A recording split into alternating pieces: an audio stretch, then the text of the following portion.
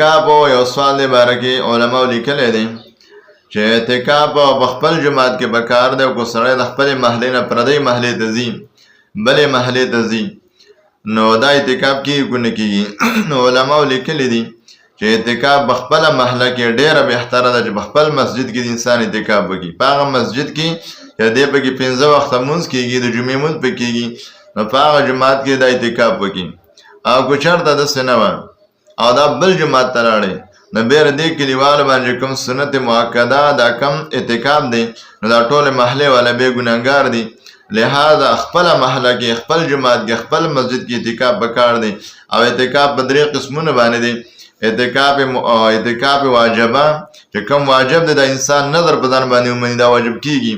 او یو سنت مؤکده دی یو مستحبه دی ته وایي انسان مسجد ته ورننوځي